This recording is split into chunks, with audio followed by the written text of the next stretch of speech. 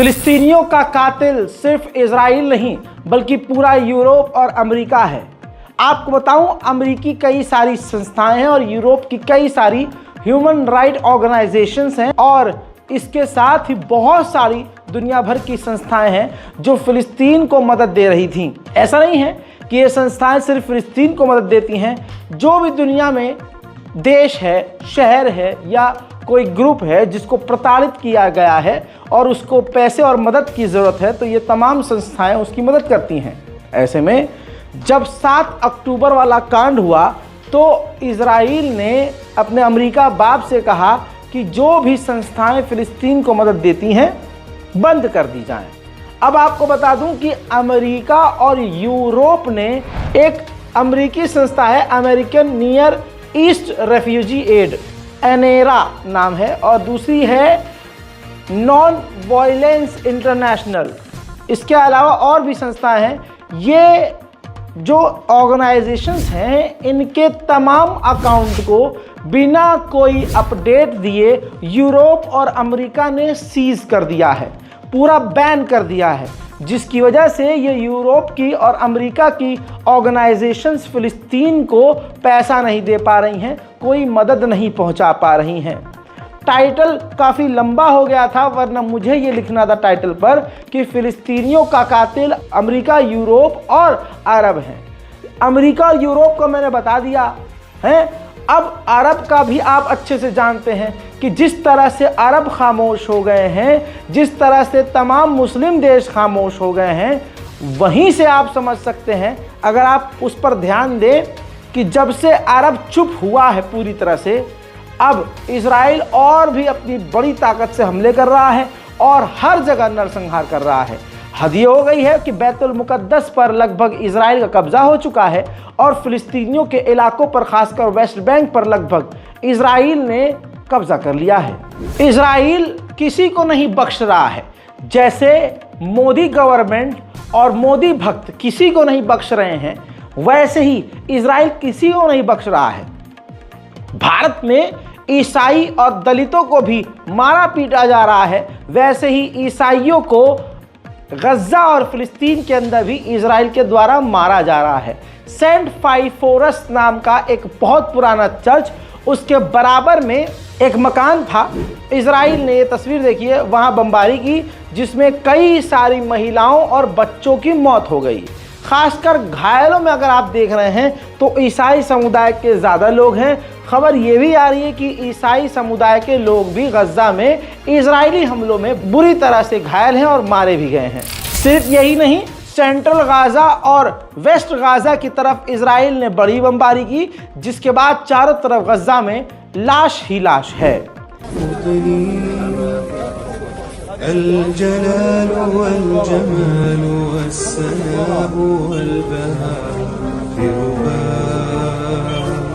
في رباء والحياة والنجاة والهناء والرجاء في هواء. هل أراك سالما منعما وغانما مكرما، سالما منعما وغانما مكرما، في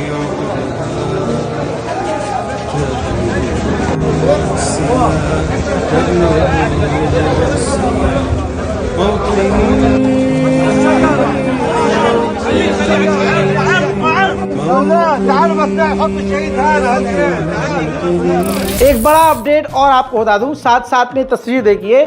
10 साल से कम बच्चों को गज्जा के अंदर पोलियो की डोज देना शुरू किया जा चुका है। इजराइल ने कहा था कि सुबह 6 बजे से दोपहर के 3 बजे तक हम कुछ इलाकों में जहां कैंपेन चल रहे हैं पोलियो के, वहां बमबारी बंद कर देंगे, जैसा मैंने पिछले अपडेट में आपको बताया था। लेकिन आपको बता दूं कि इसी कैंपेन के दौरान, पोलियो की दवा पिलाने के दौरान, इजराइल ने 40 फिलिस्तीनियों को भी बमबारी करके कत्ल कर दिया है। यानी एक तरफ पोलियो अभियान चल रहा है और दूसरी तरफ इजराइल का कत्लेआम चल रहा है। उधर मेरे दोस्तों ये 6 वो लोग हैं जिनकी लाश को इजराइल गाजा से लेकर आया है। ये हॉस्टेज मारे गए हैं, जिनमें से एक अमरीकी इजरायली है। उधर मेरे दोस्तों इजराइल के हॉस्टेज की फैमिलीज ने नेतन्याहू से कहा है कि आईडीएफ के स्पोक पर्सन के पीछे छुपना बंद कर, और जो हमारे इजरायली कैदी गज्जा में मारे गए हैं उनकी मौत की जिम्मेदारी तुम लो। हम कुछ भी कर लें, कितनी भी डील की बात कर लें, कुछ भी कर लें, गाजा के अंदर कत्लेआम नहीं रुक रहा है। हर घंटे वहां 5 लोग मारे जा रहे हैं। अब तक 40,700 लोग ऑन रिकॉर्ड शहीद हो चुके हैं। अनऑफिशियल बात करें और बरतानिया की जो एजेंसियां हैं उनके मुताबिक 1 लाख से ज़्यादा गज्जा में मौत हो चुकी है। मेरे दोस्तों यमन के अंदर अचानक से एक गैस का जो फैक्ट्री होता है वह धमाका हुआ, और उस धमाके में कहा जा रहा है कि 5 लोग मारे गए। इस खबर की अभी पुष्टि नहीं है कि यह हमला था या कुछ और, लेकिन ऑफिशियली तौर से कहा जा रहा है कि ये एक एक्सीडेंट था। देखिए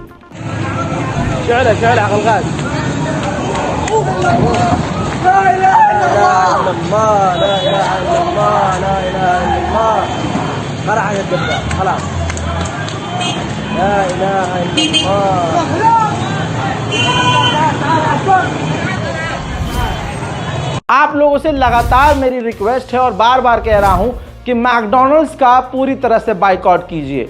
अब तो इजराइल के आतंकी सैनिक भी मैकडॉनल्ड्स की सच्चाई दिखा रहे हैं। ये देखिए सामने टैंक है, गाड़ी है, हथियारबंद गाड़ियां चल रही हैं, और इजराइल के सैनिक मैकडॉनल्ड्स के चिकन बर्गर और फ्रेंच फ्राइज दिखा रहे हैं और खा रहे हैं। यानी मैकडॉनल्ड्स का खाना खा खा कर गाजा के अंदर इजराइल के सैनिक नरसंहार कर रहे हैं, और तो और वो उसका ऐड भी कर रहे हैं।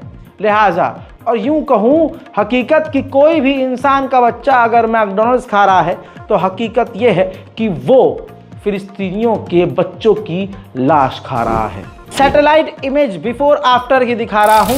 ये आप देख सकते हैं हमले से पहले नवंबर 2023 और अब अगस्त 22, 2024।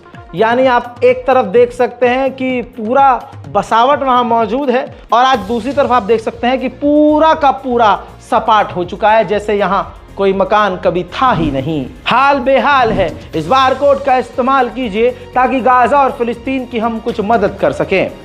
कुछ नहीं कर सकते तो दोनों हाथ बुलंद करके इजराइल के खिलाफ बद्दुआ भी कीजिए, और फिलिस्तीन और गज्जा को अपनी दुआओं में याद रखिए। इंतज़ार कीजिए मेरे अगले अपडेट का। तब तक के लिए जय हिंद।